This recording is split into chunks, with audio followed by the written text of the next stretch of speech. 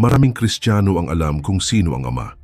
Marami rin ang kayang ilarawan si Jesus bilang tagapagligtas, pero pagdating sa Espiritu Santo, tahimik ang karamihan. Para bang siya'y isang aninong bahagi lang ng pananampalataya, hindi ganap na nauunawaan, hindi ganap na kinikilala.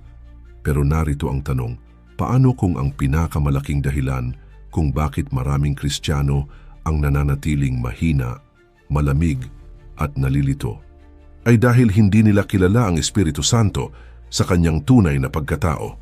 Sa loob ng maraming simbahan, tinuturo siya bilang kapangyarihan, isang impluwensya, isang pakiramdam. Ngunit hindi iyan ang itinuturo ng Biblia. Ang Espiritu Santo ay hindi isang lakas na dumadaloy. Siya ay isang persona. May damdamin, may kalooban, may tinig. At higit sa lahat, siya ay Diyos. Isang tunay na kasapi ng Trinidad. Siya ay Diyos. Isang tunay na kasapi ng Trinidad, kapantay ng Ama at ng Anak. Ngunit sa kabila ng kanyang kahalagahan, siya ang pinakanakakaligtaang persona sa buong pananampalataya Kristiyana.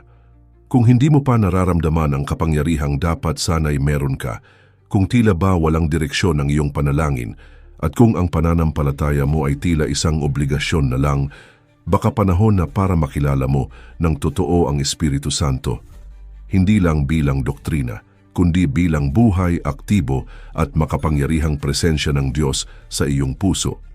Dahil kapag siya'y kinilala mo ng tama, babaguhin niya ang lahat. Ang panalangin mo, ang pananampalataya mo at ang layunin mo sa mundong ito. Para sa karamihan ng mga Kristiyano, ang Espiritu Santo ay tila isang bahagi ng pananampalataya na hindi ganap na nauunawaan.